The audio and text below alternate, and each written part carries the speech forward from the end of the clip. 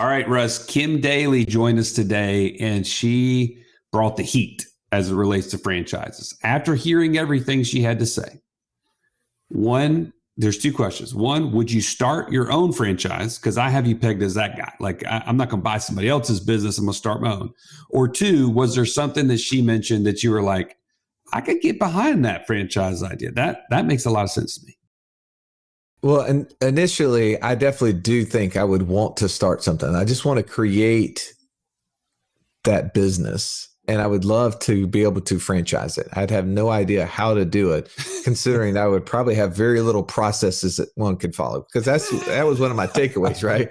Is that you're partnering with the franchisor and you're buying all of that value that they've created. Well, maybe I would create some value, but like, you know, you and I used to talk about this all the time. And when you come sit with me and we would meet with somebody for the first time, if we did 10 first meetings, I'd do them 11 different ways. Like there's not a process that I follow with anything. So I think I would really suck at creating one, but I would want to try. I would fail probably miserably, but I would want to try. But the idea of being just an investor in a franchise, especially now knowing what she said, because I kind of had, you know, some experience through some friends who've been in franchises that haven't been the greatest, right? And they were in the traditional food industry, which that's what I think of. Like I think, oh, I'm going to just go buy a Firehouse Subs, or, you know, I'm going to buy a Clean Juice. Or we have had some friends that have had some successes in the McDonald's world or the Jimmy John's world, right? There has been some of those, but that's all the franchise experience I've had has been with that. And for her to say the service franchise is where it's at, because one, it requires less energy, less people. It does require more money, but it creates more recurring revenues, more sustainable, consistent revenues. I love all of that. What do you think? Well, and the margin she mentioned with that. The other thing I felt like that she exposed was, like you said, what we think of as franchises actually is just a small percentage of what's available, right? There's so many opportunities. Each even includes car washes and self-storage and things that we would normally think of as just syndicated opportunities as franchise opportunities. That to me was really interesting. And we didn't really get deep enough in that, to be honest. But to me, it was like exposing and expanding my mind.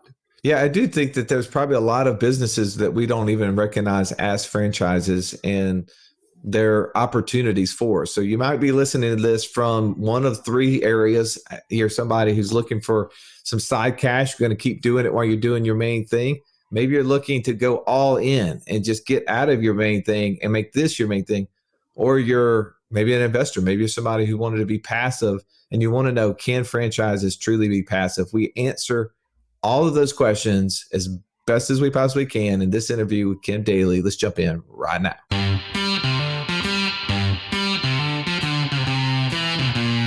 Welcome to the Wealth Without Wall Street podcast, your guide to understanding how to get out of the Wall Street rat race and start your own mailbox money lifestyle. Now, don't let these handsome Southern draws fool you.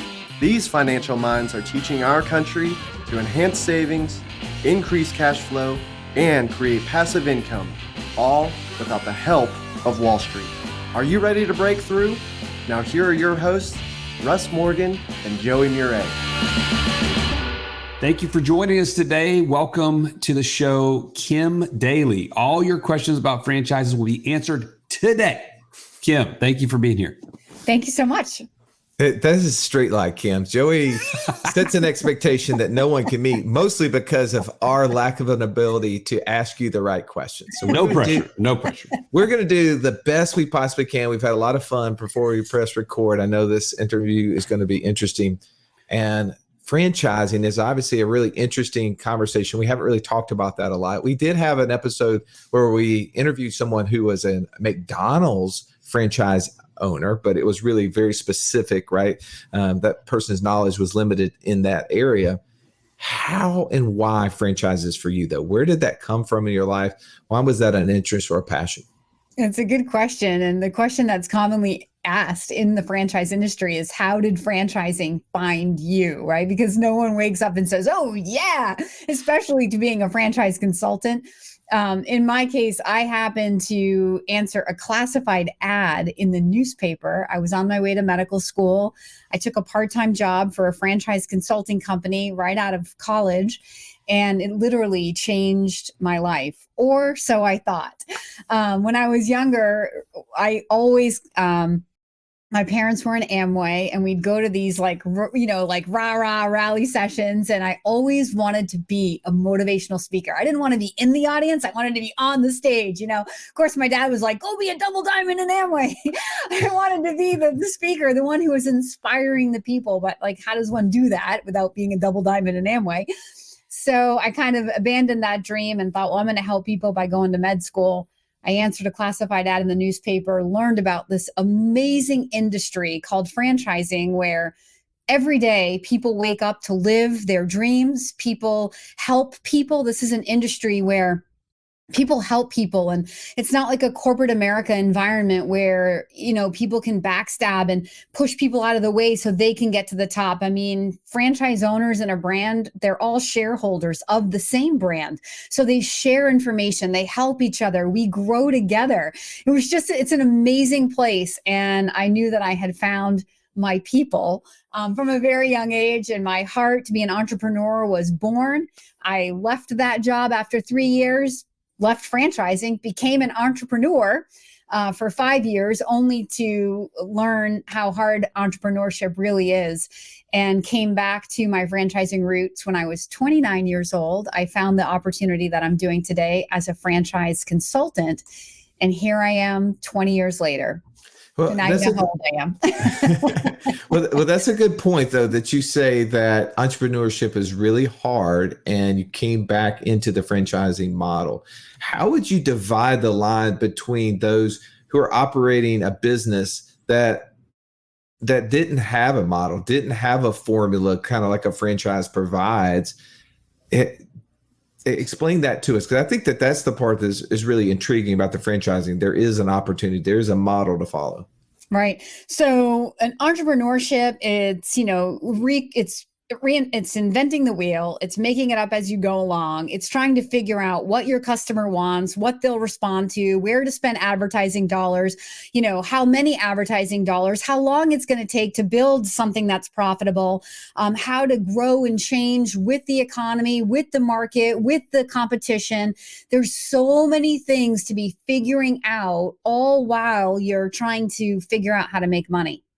And in the midst of all of that, you're doing it by yourself. There's nobody to ask a question to. I mean, it's very, very lonely. So flip over to the world of franchising, where you're in business for yourself, but not by yourself. We're not reinventing the wheel. We pay that franchise fee, which the Daly coach calls the cost of entry. It opens the gate to Disneyland and buys you instant access to all of that ready-made information, like who is the customer and where do we spend the marketing dollars and how many marketing dollars, and how long is it going to take to build a positively cash flowing business. And while you're in your business, growing it, focused on your community, you have the eyes and ears of a parent organization that's watching the economy, watching the competition, growing that brand, keeping it relevant.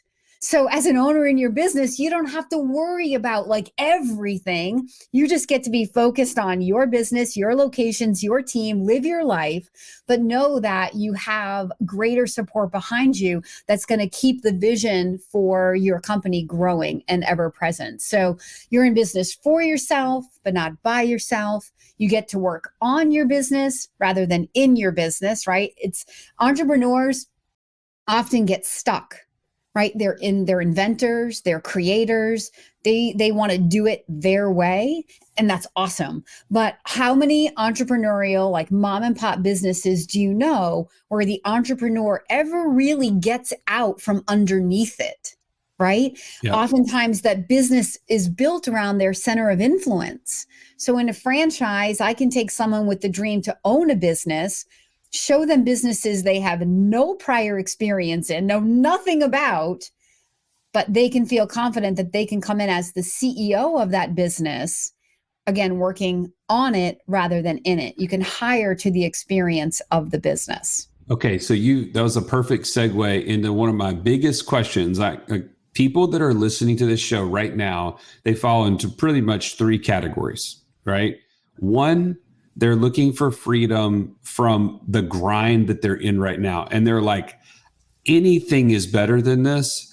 Please show me a business that I can go and put all these 40 to 60 hours into and I can run with it. And they've said, maybe I have to start my own business, but now they're saying, okay, maybe there's a franchise that would be easier way for me to do that exit. So that's number 1, right? Mm-hmm. Number 2 is somebody that is not urgently trying to exit their said role, but they're like, is there a side hustle that could help me to begin building this semi-passive kind of income that will eventually provide freedom? It's like my eventual exit. Mm-hmm. And then there's a third person who has all the money in the world and no time. And they're like, I would love to own a proven business that I don't have to work in, as you just mentioned. I can work on it with somebody else, but there's somebody that's really operating this at a high level and I can just fund it. Right. Help me break that down. Like, are all those things possible with what you're talking about? Yes, 100%. They're all possible. So the first one is your full-time owner operator. And when I say full-time owner operator, you can literally roll up your sleeves and be in on the ground floor of your business if that's your personality. Because look, let's be real. There are people out there that if their money is in it, they cannot trust somebody else to do it for them, at least in the beginning. They want to get this thing going. And look, no one's going to do it like you're going to do it, right? I mean, you can hire the best manager, but if it's your money, you might want to be the person driving this business forward in the beginning. But also we have executive owner operator, which means you come in full time, but you're not in on the ground floor of your business. So for example, let's say that you are going to open a California Closets. You guys familiar with California Closets? Okay, so that's a franchise. Maybe you don't know of it or don't know of it, but you're not going to be constructing closets, nor are you going to be selling closets. You, as the owner of that business, would be managing the marketing to make sure the customers are calling. When the customers are calling, you're booking an in-home estimate, you're setting that up. You're managing your salespeople going out and driving that sales process. You might be managing the vendor relationship. So as the product is ordered, if I'm the customer, give the deposit, then you're managing kind of the shipping and the receiving of those products because you don't have a warehouse. You keep very low fixed costs, minimal overhead. And then you're managing a couple of subs who come in and do the actual construction. So it's a full-time job, but it's flexible, right? You're wearing many hats. You're helping all parts of your business, but you're not in rolling up your sleeves doing any of it. So that would be the first bucket, the owner operator, executive owner operator. The second category I would call a semi-absentee owner. So a semi-absentee owner is the side hustle person who says, look, I have a W-2 job. Many times, it's people that say, I need the benefits. I need the healthcare benefits of this job for a few more years. Or they just can't leave income, and if you're of a certain age and you make great money in corporate America and you don't hate your job, why leave it? Like double dip, So then I'm the one that would bring the opportunities that would allow what we call semi-absentee ownership. So a semi-absentee owner is typically starting with about 15 to 20 hours a week, which can be nights and weekends. And then once you have the right manager and team in place, scaling back to about 10 to 15 hours. But again, semi-absent owners have to be disciplined to leave it alone.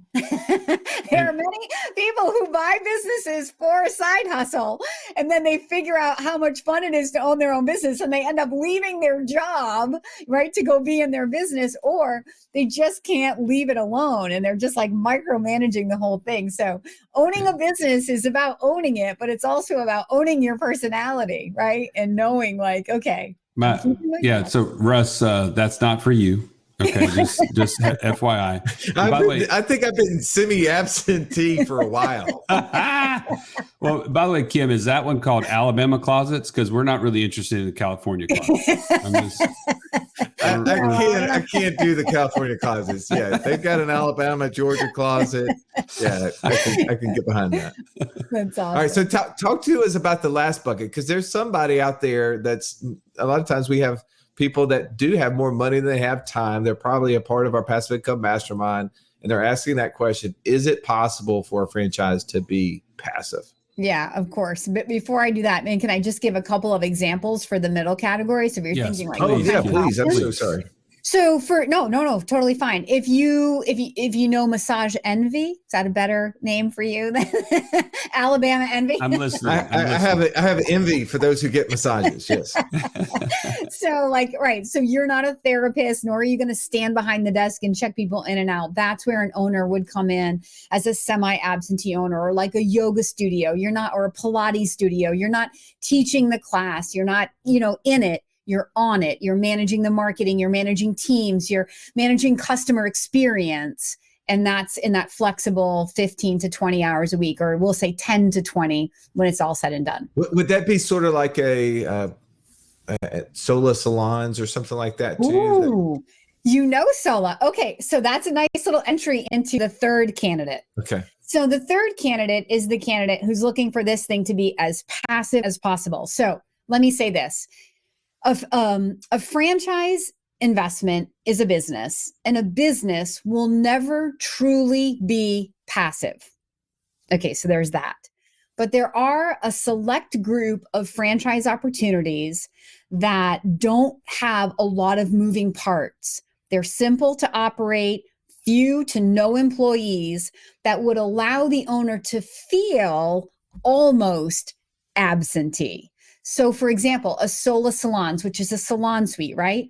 Doesn't employ anybody. It's basically where you as the owner, it's a real estate play. You build out maybe 25 individual salon suites, and then you bring in stylists, nail techs, lash artists, estheticians, massage therapists who are business owners with a full book of business, and they come and rent a suite from you and pay you rent.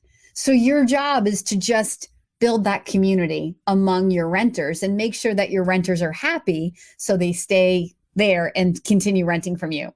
So that is one of those extreme examples of very minimal time commitment, but it's still probably 5 hours a week. Another example in that category might be a laundromat, right? So these investments that are a small commitment of time, they're always going to be the biggest investment financially. So in the franchise conversation, money and time are inversely related. A low investment of money will be a high investment of owner time commitment, like something that's home-based. Means it doesn't mean you're working from home. What it means is I don't have to take on the overhead of a location because I'm going out and driving a sales plan. Right?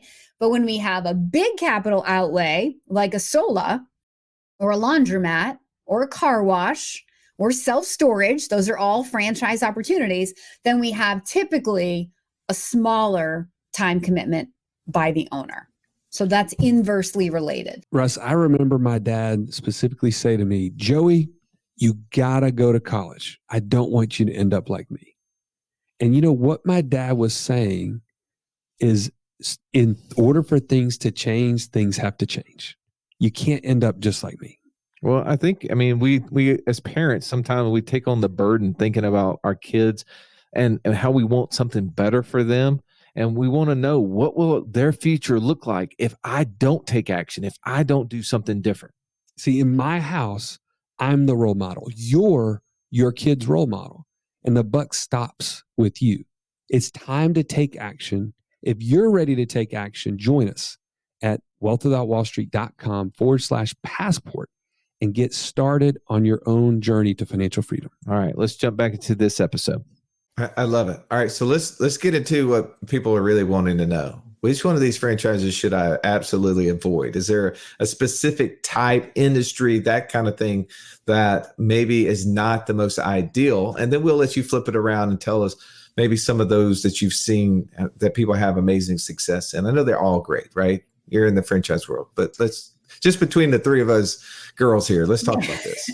Well, okay, not all franchisors are created equal, and that's why I have a business. As a franchise consultant, I save people from, I like to think I save people from investing in franchisors that really are not ready for your hard-earned investing dollars.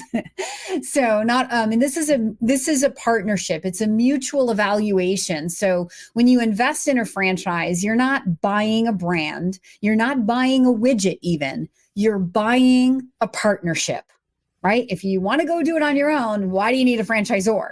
So it's really all about finding a leadership team with a vision who has the financial resources, because it costs money to build a franchise correctly. And that you, after doing your investigation, that you align with, you get inspired by, you say, hey, I love the vision of this company. Please pick me to be your brand ambassador for Birmingham, Alabama, because I want to go have at it. So franchising, when you step back, a franchisor is using your time and your money to build their brand.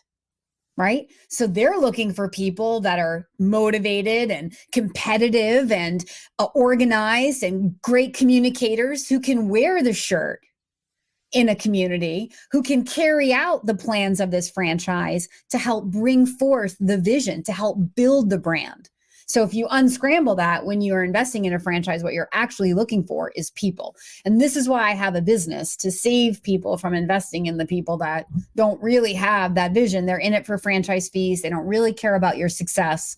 So what was the question you actually asked me though? Well, I want to know which one of these, I mean, you that is good, right? Like we need to know, and we talk about that in investing into syndications, right? That you're not really investing in the deal, you're investing in the operator, the person running the deal. Right. And that's kind of what you're saying with the franchisors, that like, if I'm looking at a franchise, I really want to make sure, what is the franchisor going to bring to the situation? Like, what are they bringing? What is that intangible that they have that would be a valid thing for me to be a partner in? Correct. So without giving away, is there specific industries, right, that maybe tend to be better or worse in the franchise? Yeah. So I've been a consultant for 20 years. I've certainly seen thousands of, the inside scoop on thousands of franchise brands. So my sweet spot has always been service. I love low fixed costs. I love big, fat, healthy margins. I love service. The way that my business works though, if someone comes to me and says, Kim, I want to own a business, I take them through a process to learn about their background and their interests and their skills and the time commitment they want to put in the business and what they're financially capable of affording in, right?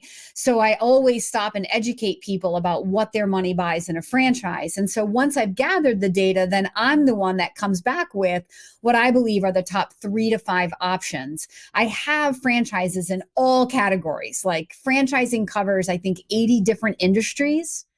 At any one time, there are like 3,000 or 4,000 franchises out there. Like, how would you ever pick?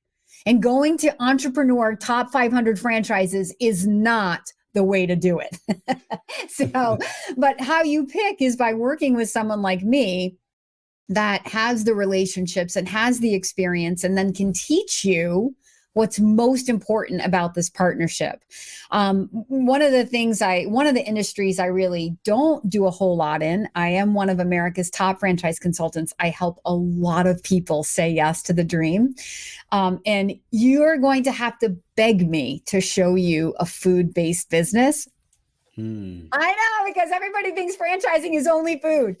And in 20 years, I've never done a retail business. I've never helped anybody get into like retail with big inventory, like a dollar store or Pet Supplies Plus or something like that. I certainly have access to those opportunities, but they're just easier, faster, better ways to make money with way fewer moving parts, smaller teams of people, better working hours, higher margins.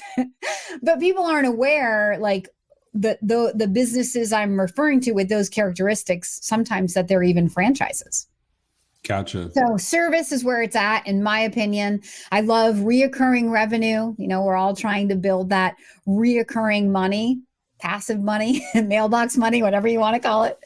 So Yeah. So, what would be some examples that kind of fit that buy box that you're talking about with recurring, building that kind of passive income, but also high margin service related type? Just give us a couple of examples of what. yeah, so the Sola Salon business that was already mentioned, the salon suite business is a classic example, because when you get whatever, depending on how many suites you have, when you get, let's just say in your build out, you figure out that it's 60% of your suites rented, then all of your fixed costs are covered. So what happens when you go from 60% rented to 100% rented? What happens is your bottom line grows exponentially. So you see these things with very small time commitment producing incredible EBITDAs and tax advantage. Another example would be, so I'm a fitness girl, and people think, oh, you show fitness a lot because you love fitness. And yes, but it's not because I love fitness. It's because I love the model.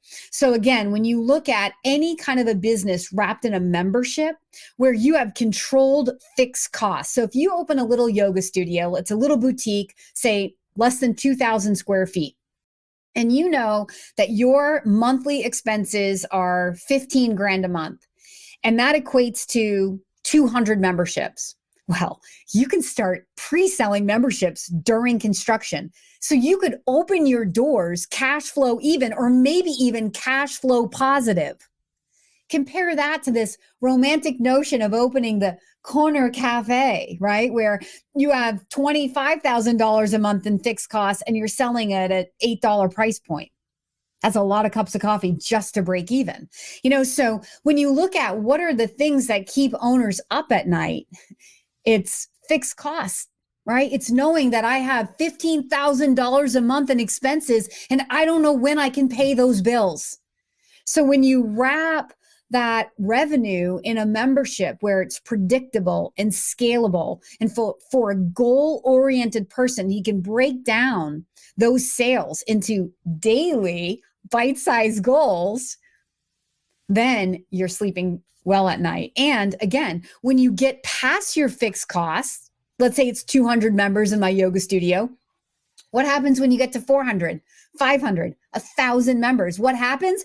Instead of on, netting 8 to 10% on $1 million in revenue, you see 20, 30, 40% net EBITDAs. So people don't know this information. It's why I have a job. I mean, I won't ever make earnings claims to anybody. I'm just giving an example of, like, to answer the question, Right. You have to go through the process with the franchisors to see how their numbers start to flesh out beyond, those break-even costs. But that's where I try to lead people, where you have just low fixed costs, home-based, low fixed costs. So you're not stressing if no one's coming in because it's a pandemic. Well, at least I'm not bleeding to keep my doors open. Or where then the second reason is because when you get below the fixed costs and keep growing your business, that net margin just grows exponentially. And so you're going to make more money.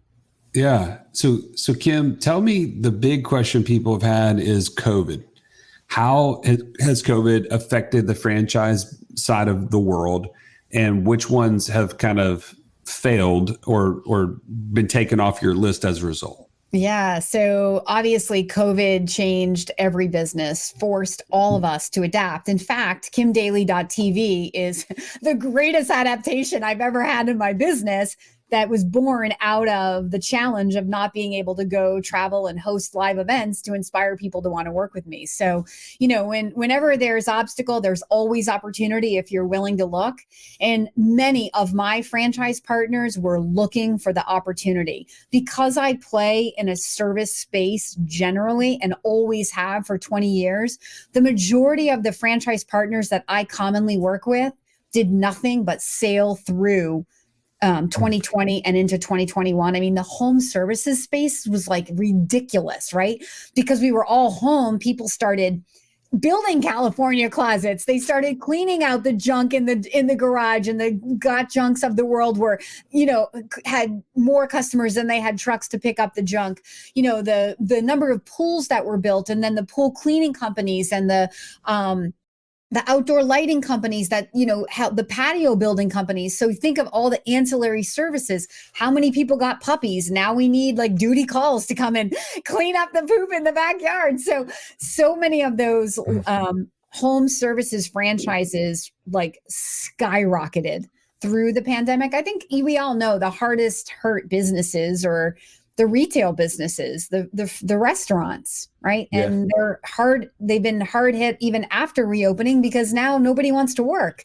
So they can't find employees. These restaurants are trying to operate with, you see a whole section of the restaurant with nobody sitting in it and a line at the door. And you're like, why can't we go sit over there? And you can't go sit over there because they don't have servers, so it's having these businesses where you have smaller teams of people, and those types of franchises just fared so much better. So thankfully, that's always been my motto. So the majority of the people that I've worked with in 20 years did just fine. Even in my fitness business, I work with the largest fitness franchisor in the world. They're $1 billion brand. It's a publicly traded company. They have 11 different modalities under one parent organization. They have no permanent closures due to 2020. Going into March of 2020, they had over 2,000 doors open around the world across their different modalities. And they have no permanent closures, and they have no failures ever.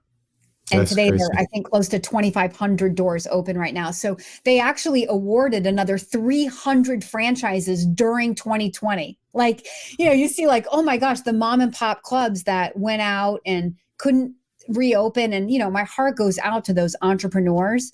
But this just speaks to the value of being in business for yourself, but not by yourself, where you didn't have to figure out how to solve these huge problems on your own.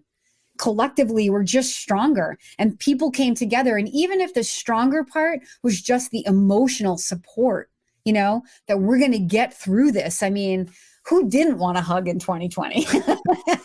I always love hugs. People were like, is it okay to shake hands, fist bump? I'm like, no, come in here for the good stuff, man. Let's do this thing. Well, Kim, we just scratched the surface on franchising. This has been amazing. I think I heard Reid Hoffman, as you were comparing entrepreneurship and franchising and talking about how hard it is to reinvent the wheel, to create it. I think I heard Reid Hoffman say that entrepreneurship is similar to jumping off a cliff without a parachute and trying to build a plane on the way down. And it is, I do resonate with how hard and tough it is. And there's people that are built and designed specifically for that. But for a lot of us, it's, man, just show me a proven formula. Show me something that I can follow. If you haven't already taken from this call, you can hear the passion that Kim brings to every interaction she has. Go follow her at Kim Daly. That's DALY, KimDaly.tv. Connect with her. Kim, other than that, would you send people to any other place? No, go to my YouTube channel. I have so many videos on all things franchising, investing, comparing a franchise investment to real estate, other types of investments, just entrepreneurship versus franchising. I have podcast interviews with some of the top franchisors in the world today. So you can learn so much, and you can contact me through the YouTube channel. So cool. Well, thank you so much for being on the show today. Thank you for listening to this episode. If you found value, please go out there, rate, review it, send it to somebody else so that they can understand what you're knowing and what you're getting access to, so that you can become financially free, and they can as well. Thank you so much again, Kim, for being on the show. Thank you so much. This has been the Wealth Without Wall Street podcast. Don't forget to subscribe to the show to break free of the Wall Street mindset and begin building wealth on your own terms in places you understand, so that your wealth will never run dry. See you next episode.